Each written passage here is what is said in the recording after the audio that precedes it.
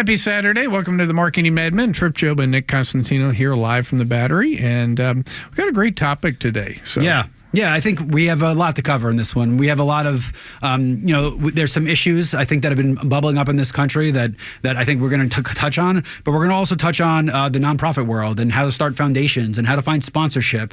The way I always say this, to be good in a not for-profit, you have to understand how for-profits work and some of the fundamentals of marketing and clients and communications. And when I see flaws with these nonprofits and any community organization, it's because they treat it as if that those things are not important. And PR is always important. Those fundamentals are always important. I mean, obviously we'll get into fundraising. Well, fundraising goes back to your brand selling, a lot of the, the basics, right? And it's a good point. You need a brand before you can get sponsorship. Right. Because no one's just going to take you on a word that it's worth a damn. So who are we talking to that today? Being said, with us we have Nehemiah Lamb. Nehemiah is the founder of Unique Individual Ranch. Nehemiah, how you doing, bud? I'm doing pretty good. How about yourself? It's great to have you. So before we get to all that, just give your background, talk a little bit about what got you into this space, and then we can go into much, much, much more detail. We'll set up the problem at hand, and then we'll set up what Unique Individual Ranch does to solve said problem.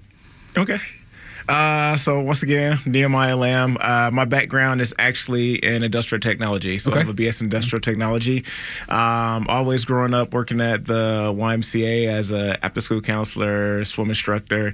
After graduating college, the industry was down. So I ended up working for the YMCA as a camp director for a few years and then child care director. And during that time, we were receiving kids that were on the spectrum. And at first I had no idea how to approach or work with this population. So went to a couple of schools that work with kids on the spectrum to see the different programs and their techniques. And then we incorporated at the Y. After doing that, I felt that... The Y in Atlanta? The Y in Atlanta. Beautiful. I felt more needed to be done. So I resigned in 2015 and started with one kid and kind of grew from there. I love it. I want to take a step back. Okay. What do you think most people misunderstand most about the YMCA? So, in Atlanta, they are the title sponsor of the Hawks. I mean, that's a great thing, but it doesn't mean anyone understands what they actually do. So besides being a gym to go to and some childcare, just talk a little bit about the Y's mission and talk about why they're so pervasive. They're everywhere. They're such a big entity. Talk a little bit about that, because I think you got your fundamental base from an institution that has endured through countless generations and people. I think that's an important starting point. That is true. The Y does have one main mission, and basically it incorporates everyone inside of the community, from early childhood education to senior citizens, so everybody come and can get program and services. So that was one of the main reasons, like growing up in a Y, that field, that community approach, the different programs, the different opportunities you had to grow and have a very interesting social interaction with various different people. That's the most important part, right? Which is awesome. Reflective of the communities in which it serves, right? It's very inclusive. It's Young Men's Christian Association, but that being said, it doesn't. They want it's a community play. Correct. That's why the name is not spelled out. It's a community play, and I think one of the things you talked about, the economy being down, I think one of the things COVID did was it forced people to really realize their communities and how important those communities were. And I think the why people realized it was something that was there all along, but now, and with everything being more expensive, the nonprofit base, just the gym and using the basketball courts became that much more appealing. So it makes sense that they're on that upward trajectory that they would even be doing a Hawk sponsorship. So you were a camp counselor. So talk a little bit about the interaction with kids. What kind of kids you saw coming in? We'll dip into the autism and the spectrum. I have a lot of thoughts on that, but talk about the kids you were dealing with when you were at the Y. Most of the kids were your neurotypical kids. Your traditional population. And then as the summers progressed, we were receiving more kids that were on the spectrum. Some of them were nonverbal, some of them with ADHD, and they respond a little different from your neurotypical And I have kid. to imagine the parents are just completely overburdened, and the parents are looking to remove some of the burden off them. Not in a bad way. I don't want to say it that way. Right. But, that's got to be burdensome on the parents. And you probably, you're not trained, I would assume, at the Y, for that. For it. Right? Exactly. And the reason I say that is back 35 plus years ago, when I was in college, we actually taught, it's very similar. I forget what the name of the program was. It's similar to what the first tee became for tennis.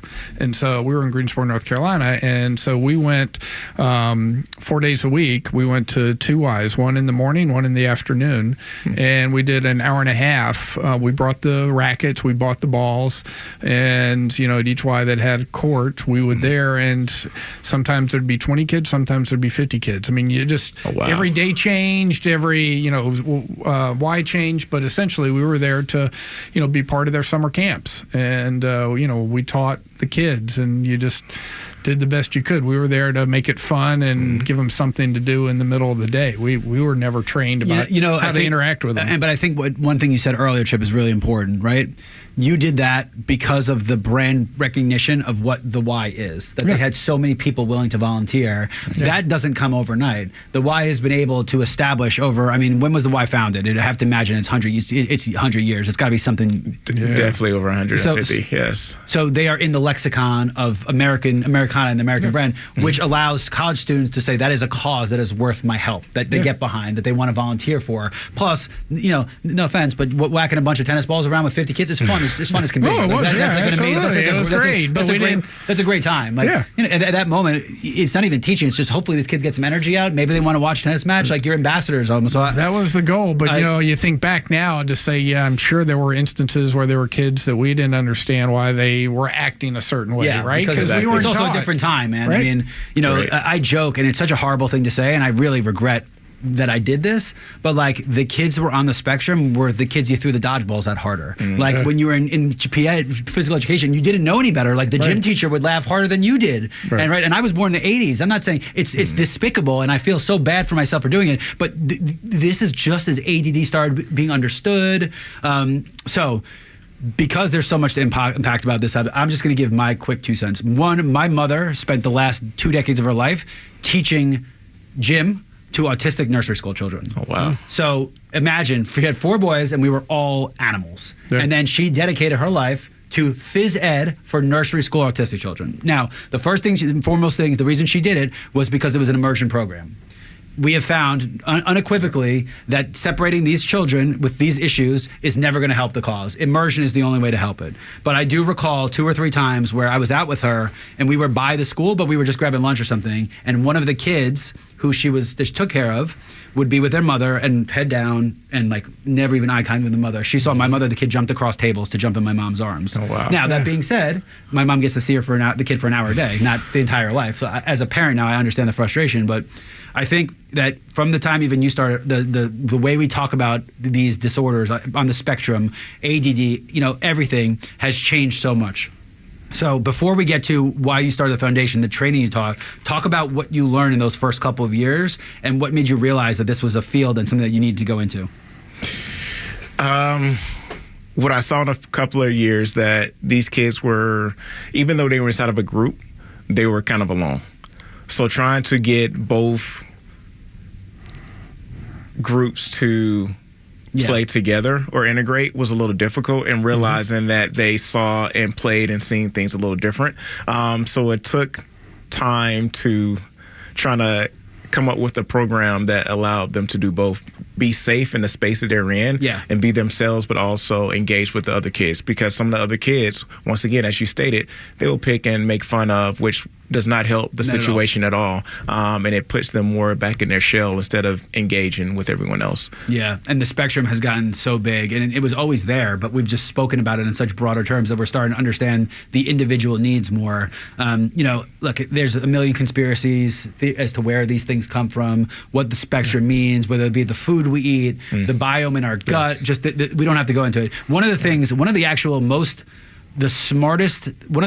things that makes the most sense I've ever heard, and if either of you have something, it's, I think, so in the good old days of this country, I'm throwing my air quotes, the picket fence, usually the husband worked and the wife stayed at home. So people met at church groups and they met at places to which they really weren't similar in the sense of what they did for a living. Okay. Now, because most people are meeting at work, you have two people who are nerdy mathematicians who meet each other, and that has caused a spike in some of these disorders because it took. Let's say you're not the best, most socially person, and now you marry someone who's so similar to you. What do you think is going to happen with the offspring between the upbringing? So the old opposites attract went away. Huh? And again, this is a theory, but if you really think about it, it follows a timeline. Just as women started hitting the workforce in the 70s, the kids that they started having in the 80s and 90s were the kids that all of a sudden the timing aligns with all of these things on the spectrum. If you take a maniac like me and I just met somebody in sales who was screaming all the time, of course my kid's gonna have ADD. Of course the kid's gonna have ADD.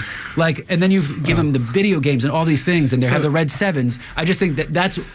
So this is where Nick and I, we differ a little bit because the nerdy Nick wants to understand exactly how it happened, and I get that from the nerdy. No, I don't understand. But the reality is how do we help the situation? All right, whatever happens. I mean, yes, there's a point where you want to have that research. You want to improve? You're right, but my point is that what we understand about it has actually developed so fast. There's so much science being put to this. So when you look at it, like ADHD, what it used to mean was here's some Ritalin.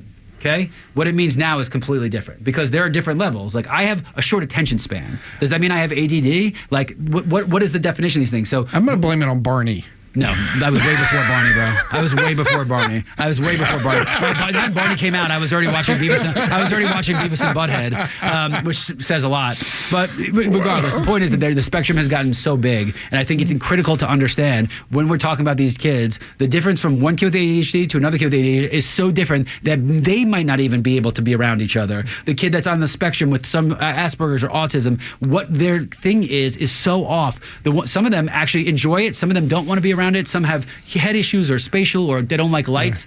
We've broadened it so much, which the goal was to make it easier, but I actually think it has made it harder because now when we're putting these people into boxes, we're so specific with them that we're catering to them as opposed to having them blend into the bigger group pretty much. And I think, look, all stuff we're going to cover. I didn't mean to go down this rabbit hole. Yeah, we're going to come back to Nehemiah, and we're going to understand a little bit about what he's doing now to really get at the heart of this issue. So when we come back from the break, we'll dive into Unique Individual Ranch.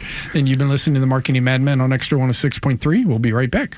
Welcome back to the Marketing Mad Men. Trip Job and Nick Constantino here with Nehemiah Lamb from Unique Individual Ranch. And now that we've got Nick's genetic background and makeup out of the way, I said what I said for you, and then I wanted to be a little controversial. All I was really trying to say was, we do research, and the research is always about something about treatment or something about a cure. Never a cure, sorry. Something about treatment. So we do this study because we want to give medicine and shove it down people's throats to fix an issue to make more money for a pharmaceutical company. And all I said was, as opposed to treating a condition, we should start treating the people and the people with these things. No. And I think whether or not that's what Nehemiah does, that hopefully it is, but let's find out. I think so. So let's talk Unique Individual Ranch. You said you started with one kid. Started with one kid. But before that, you did training. Talk about some of the training you did. Talk about the resources that are out there that would equip you to go on the rest of this journey. I would say my biggest training was experience working with these individuals. Kind of to your point, one of the reasons it's called Unique Individual Ranch because I like to treat everyone as an individual than a group. Let's say you have 5-5-year-olds, right? They're still individuals, but a lot of people like to put them inside of a group. They're going to develop different. Yeah. They're going to think different. They're going to respond different. I knew what I was talking about. So, like, even in their group, you cannot put certain demands on them because they're inside of their group. So treat them as an individual, it allows them to grow at their pace, but also give them the opportunity to experience things different. So I guess a big misunderstanding that a lot of, I guess, the general public, they don't understand. A lot of people are scared of things they don't understand. Yeah. So a lot of the kids were finding out that I was finding out with the experience when they were coming to our programs, we were trying to force them to do something that they were not used to doing.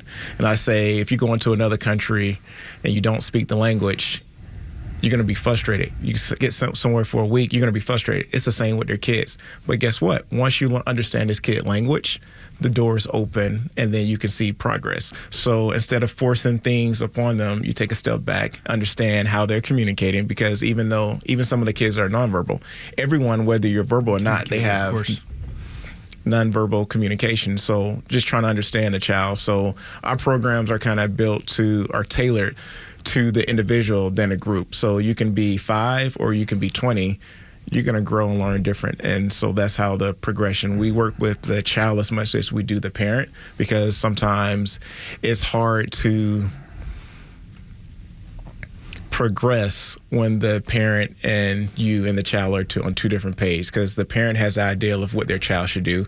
You have an understanding of what their child can actually do, and try to bridge that group together. Yeah. It's challenging at times. And you're being nice with what you're saying. I have to imagine half the times you look at the parents and you understand some of the root causes of some of the behaviors also. And I know you were trying to find a nice way to dance around it, but some parents suck, and some parents some of these things are, it's just take this kid, get him away from me, as opposed to they want to learn together. Yeah, some parents are vested in their kids, and some are totally divested. And some are just in denial that this even exists, and no, this is a regular kid, this is a regular kid.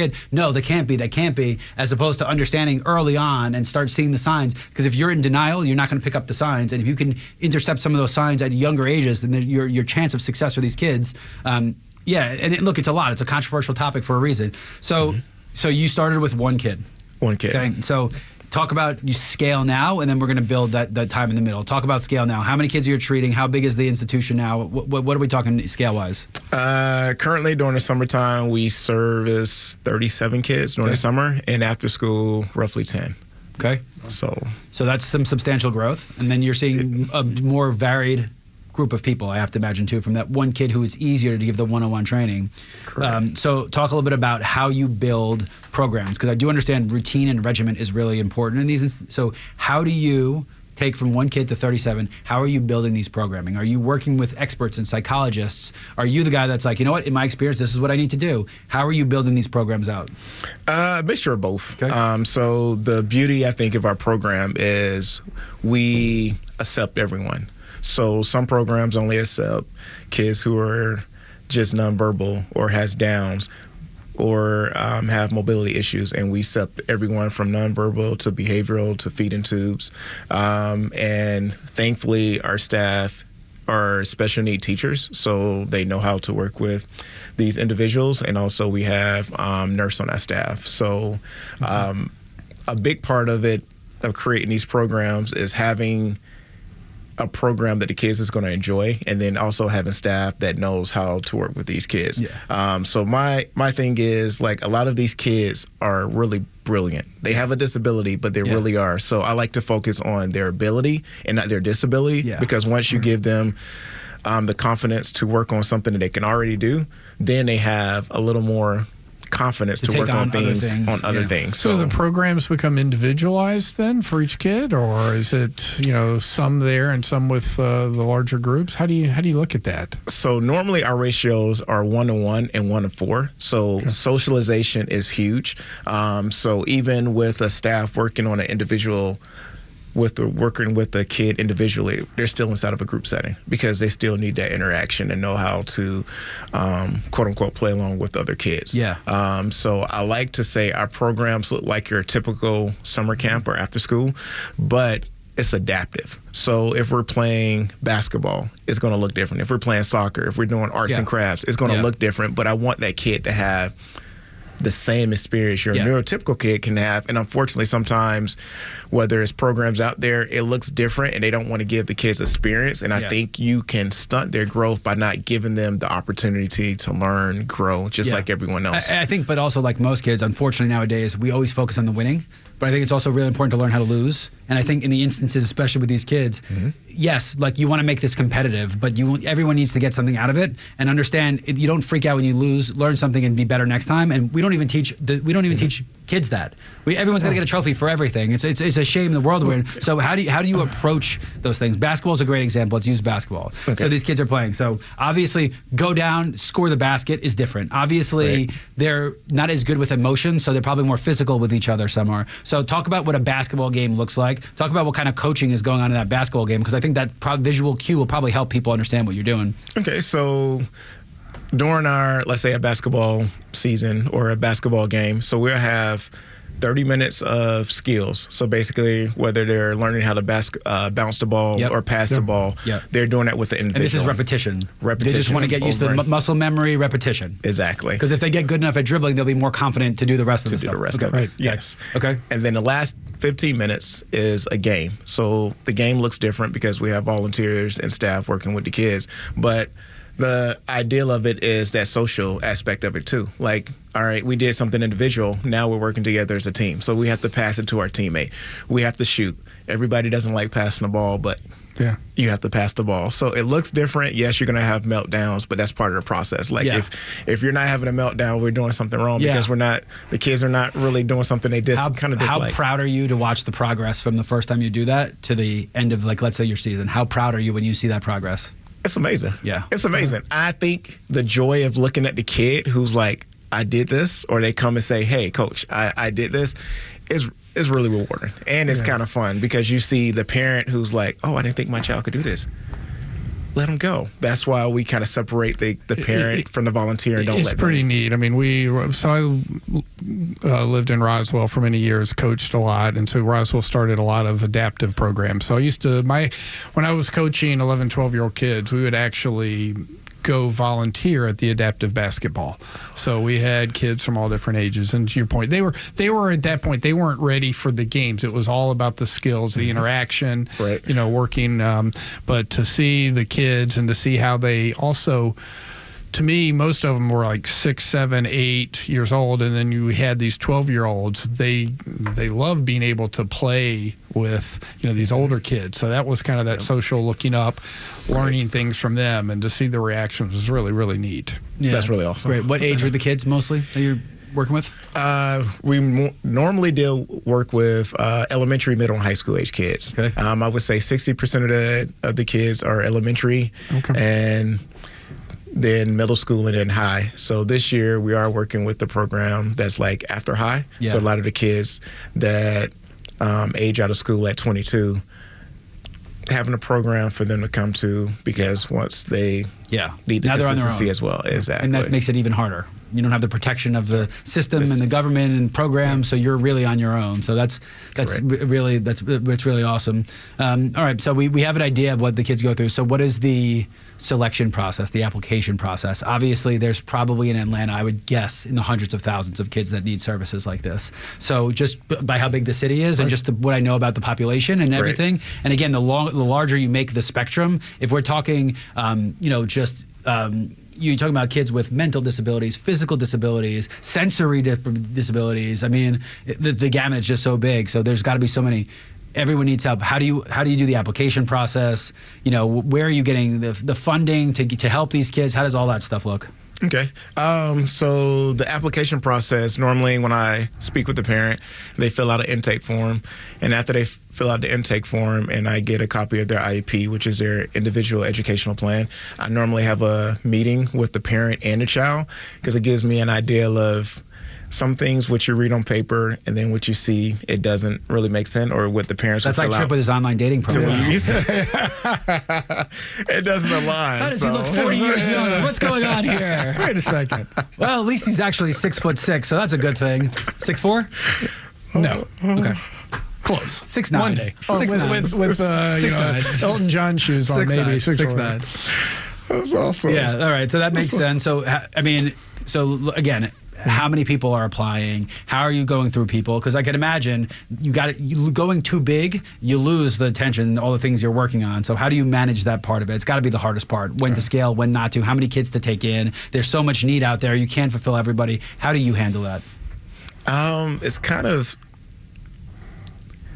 working on both sides. Like, we do get some parents who are interested, but it's more of like marketing, because we've been in that area where we started off in Sandy Springs, and currently our home base is in Roswell, and a lot of the time the parents don't know who we are and where we've been, which has been hard on the marketing because I don't have a marketing degree, but I do partner with the schools and other organizations to get our information out, and unfortunately, a lot of times parents move where like the school system is best for their child. So we might have them for one season, and then the next season they move to a different part of town. So it fluctuates and goes up and down. But I think our growth is organically growing.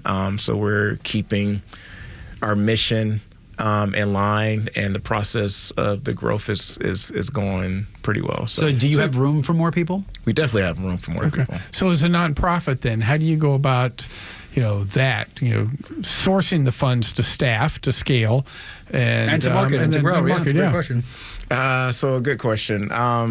2023. So when I started in 2015, I was a for-profit, and I was in the red a lot just because our ratios are completely different from the YMCA. So the YMCA has the scale. You're talking mega things. Those properties were all pretty much gifted to them. They own the properties. Their costs are very little. Heating the buildings, staffing. They don't have to worry about finding location, website design. Most of that stuff's already pre-existing. It's not easy. True. It's more expensive than anyone thinks it is. A good website with SEO is astronomically expensive. Agreed. So 2023, I converted it to a nonprofit because I did want to serve more kids and then provide scholarships. What did that process look like? I don't imagine they make it easy to convert these businesses and do these licenses. What did that process look like? At the time, financially, the company organization wasn't in a place where it needed to be. So instead of paying a lawyer, I printed out the paper from the IRS, and it took me about 3 weeks to make sure everything was correct and sent it off.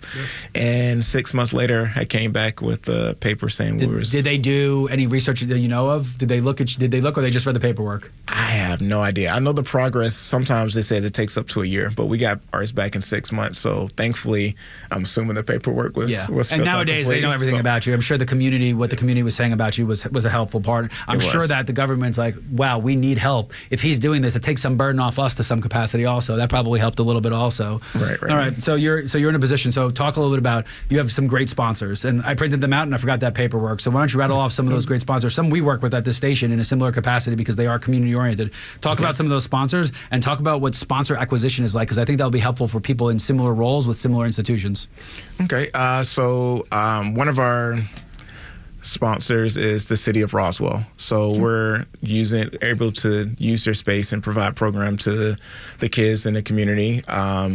Recently, the city of Dunwoody, because we're providing adaptive sports. We're thankful for the Georgia Power Foundation that is able to give us funding, and also the Arthur Blank Foundation, which we're able to thankfully get transportation to transport the kids to field trips and after school and summer camp. And are those grants? Are those things you're doing yourself? Are you just doing application processes? Are you going to meet with people? To some extent, you're selling this property, right? You own it. You're selling it. You're the guy. You're going out. What does your sales pitch look like? Where are you finding success? I think one of the things you're doing smart is you don't go into Arthur Blank and say, I want $10 million. Like, can you provide the transportation? It's tangible. It's real. They're not asking for money. You're asking for a call to action, which has got to be more beneficial, because everyone probably just says, look, I need $40 million. I think I'll just be able to do this whole thing.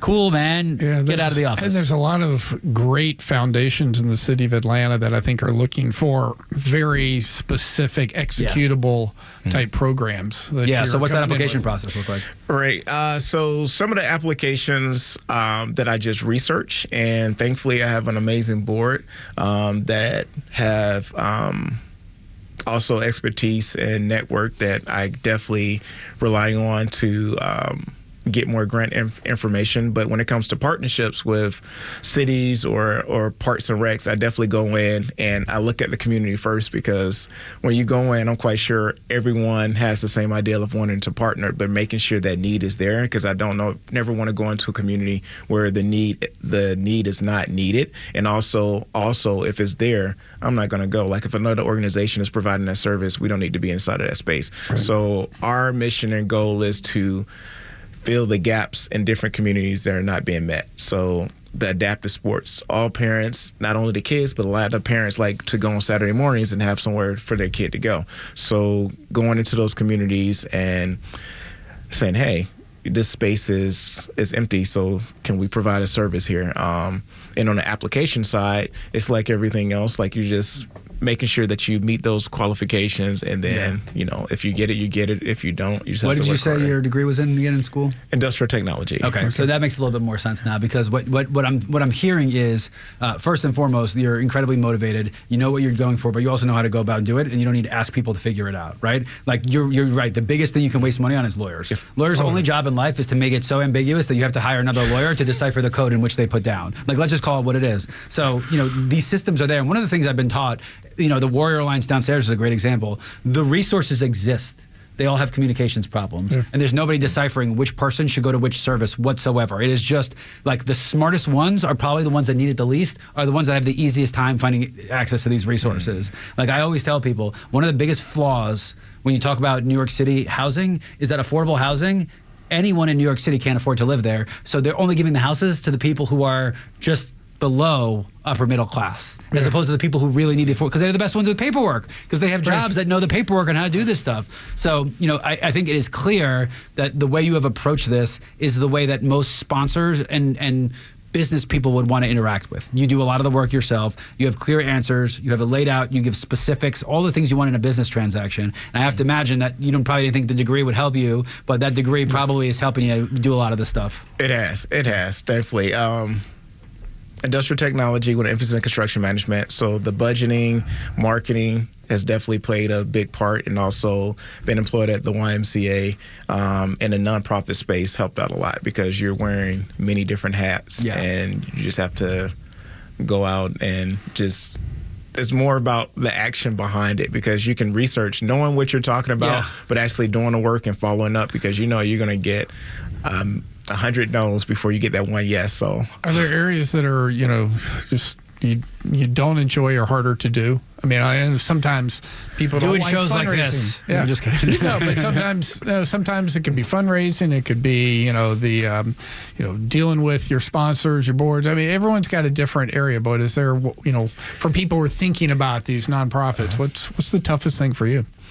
For me, I would say is navigating personalities and relationships, because I do love growing in different aspects, and I found out the weak points I do have is because I really don't enjoy it. Like, I don't think I will be successful, so that's why I don't like thrive, but that's something I need to challenge myself. Yeah, but you also, if you're self-aware enough to know that, that's what a board of directors' job is, right? You hire people that fulfill the gaps in the space. At least you're self-aware enough to admit that you have the flaws. The problem is people get into this, think they know everything, don't want to hire help or bring help aboard, and then that's when you're screwed. Yeah, that's gonna be the biggest downfall. If you don't hire, just looking at our board, like a lot of areas that I'm not very knowledgeable of, that's where they're meeting those, because you're not going to be 100% knowledgeable of anything. But what you do is great. But those that you don't, the areas that you don't, like you stated, is finding individuals that meet that. Because if you try to do everything on your own, you're going to get frustrated and you're just going to call it quits. So you're definitely right. I love it. I think one of the things I want to talk about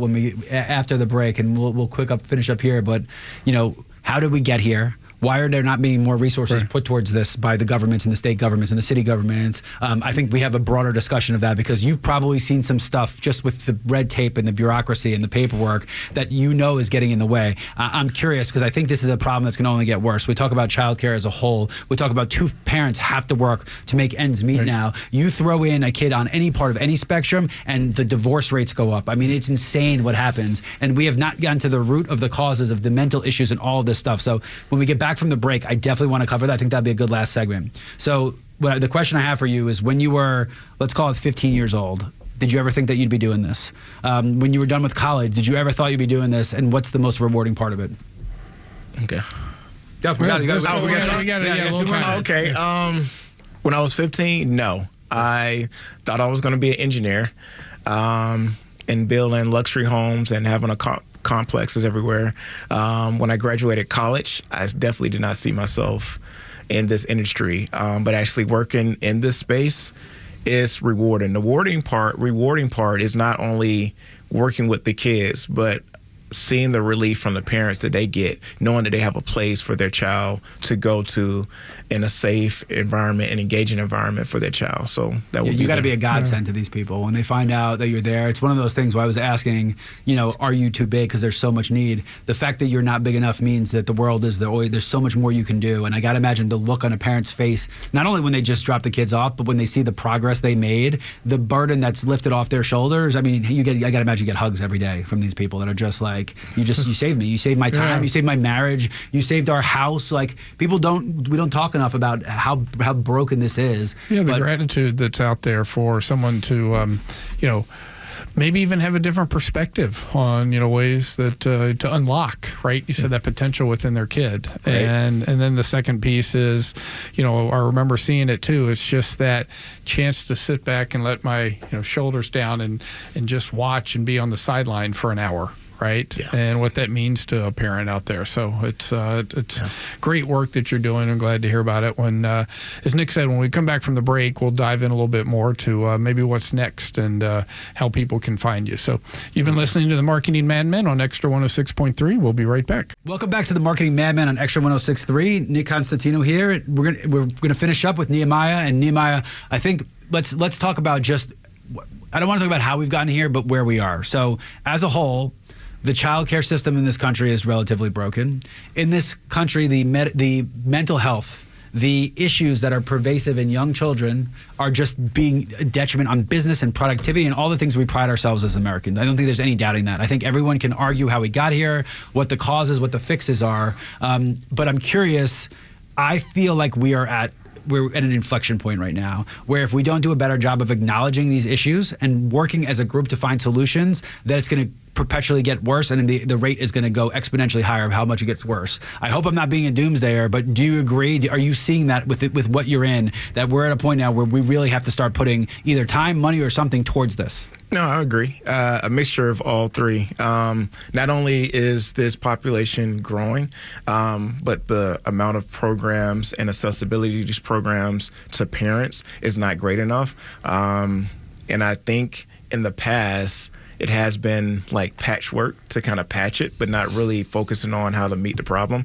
So if we don't have a concrete or stable solution now to build on, 10 to 15 years from here is not going to look that well. And I'm not going to get political with this. I have no intention to, but you are at the whim of new administrations and new sets of priorities, and it happens all the time. And we just entered one that I don't personally imagine to be conducive to what you're trying to do.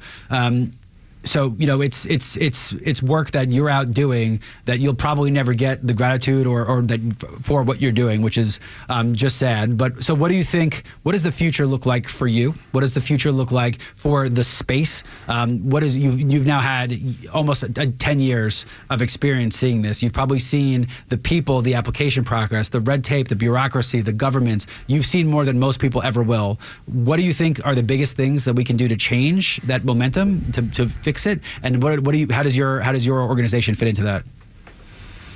Wow, that was a lot. I would say it can be fixed. Okay. But a lot of times, if it's not in your face, you don't think it's a problem. So a lot of things that are not being addressed, they're growing, and then it's going to be in your face. So what we're trying to do is be ahead of the problem with the solution. So having quality programs for these individuals, having something different for this community is huge, because once again, it doesn't only affect the child, it affects the mom, the dad, the parent, which also affects their work when they don't have a place for these kids to go. A lot of time you do see relatives, grandparents, aunts and uncles who are able to watch the child while the parent is working, but that is changing a lot. That's an older generation thing. Those communities, that's also because people move a lot. Like if I was in New York, I have 30 aunts and everyone, they can take care of my family. Anytime I need a kid to take care of, you snap your fingers and it's done. People are separating much more. The communal ties, the familial ties are breaking. There's no arguing it, which makes it a lot harder. It used to be it takes a tribe. That's what they say to raise a kid. Now you're pretty much doing it on your own. Speaking of the tribe, and so you talked about scale before. So do you struggle at all with getting enough staff? I mean, is that something that's holding you back, or is it the funds to support that staff? I mean, what's your vision? What do you need to keep growing this? As of now, I have been blessed and thankful to have staff to have stayed with me for many years. So I wouldn't say it's the staff. It is definitely the funding, because it definitely costs more for a kid to come to our program than your neurotypical kid, just because our ratios are different, and then the amount that I have to pay the staff, because they are trained. Yeah. They do have that education behind it, so it costs more. Trained to pay. and specialized. Not just the masters, there's specializations, and each one requires something different. Correct. Right? I know I have a cousin who's in speech treatments, right, for kids that really can, and that by itself, there's a whole field of just that alone, and you have to have people who are specialized in so many different things, because if you're dealing with everyone, it's just so many people on the spectrum. So I believe it's very expensive, and it's not, like, there's not enough people out there doing it, but that also makes it more competitive to find these people. It does. A lot of the parents who would like to come, they can't afford our care. So a long-term goal in the next 2 or 3 years, we're working on having a facility in a neutral community, that way everyone can come to. That sits on property that we can have after school OT speech, basically like a one-stop shop for this community to come and provide programs to. But that takes funding, and it also takes partnerships, community buy-in, and education from parents and organizations to know that, hey, how this community looks now is going to look different, and what are you doing to change the look of the community that's going to be created inside of the future. So we're trying to create one unique individual ranch that kind of looks like a Y, but for kids that's on the spectrum, and then also expand to, I know we talked about this earlier, into other states. So no, this is not something that's just here for Atlanta, but the board and I are working on expanding it to other states to meet the needs that are growing. And that's where that regimen and discipline, that's where those best practices matter, right? You can't expand and scale until you have hammered down and make the best practices, and that's incredibly hard. You have 10 years to have done it, but I think that's incredibly hard. I think people always want to scale, and their eyes get really big, like, let's scale, but they forget, like, the problem with scale is that you go to a different state, you go suburban versus urban, you go to these city centers, you go to places that have less resources, less corporate regulatory sponsors. issues, right? Regulatory issues, but what about corporate sponsors, right? One of the hardest issues I remember in DC is all the decisions in DC were being made in New York. Right. There's no sponsorship happening in DC. It's all being done in New York. So going from here to all of a sudden you're going to go to Savannah, well, there's nowhere near as much sponsorship money or corporations to support these endeavors there. So I got to imagine. So again, I think you've approached it smart. I think that you've gone about it. I think, first of all, thank you for what you do. As someone who, especially with my mom, who's been around this and just seeing what this causes to families, I think it just the work you're doing. Tell people how to find you. Tell people how to help you, how to support you. Tell companies listening how their companies can be involved. I think the nature of community and charity is going to change very drastically over the next 4 years. But I also think there's some bad actors out there that play charity the wrong way and cash the checks the wrong way and declare the businesses the wrong way and are doing it for the wrong reasons. So it sounds to me like you have established the right reasons. So tell people how to find you and how to help support. Okay. We can be found definitely on our website at www.uiranch.org. And then we're also on the social platforms such as Instagram and Facebook. And then how do they support? Money's tight. Not everyone has money. What other things can they do to help the cause? They can definitely come out and volunteer, which is huge. Volunteering at some of our programs, your time is definitely a huge help to our programs. Yeah, I love it, man. I appreciate it. So let's end with this. So, I like what you talked about the ranch. Okay, so you call yourself Unique Individual Ranch. So tell me where I get the unique individual part. That part's awesome. But the vision of a ranch is just a completely different thing. And there's not a lot of them in Atlanta, the one you're thinking about. So talk about the ranch and talk about how that plays into it, because you've created almost like a utopian society with this ranch where everyone gets to kind of play and be around it. Talk about the ranch. The ranch came into play. One, I love horseback riding. Growing up, we went to camps where, like family camps, they had a horseback riding. And therapeutic riding is huge for kids. Yeah. Animals is huge for kids, the interaction. So having a place where kids can come in and have a quote unquote come into a facility where disabilities kind of cease to exist, where they're coming in and having fun. So having this ranch where kids can come in and just be themselves, but also it's a safe space. It's a safe space for them to come in and get the treatment that they need. So that's what we hopefully strive create to joy create. and excitement too, right? Yes. Yeah, That's definitely. awesome. It's amazing. Well, Nehemiah, thanks so much for joining us. Really appreciate everything you're doing. And, if people want to learn more, again, you said uiranch.org? Yes, sir. Okay, great. You've been listening to the Marketing Mad Men on Extra 106.3. We'll be back next week.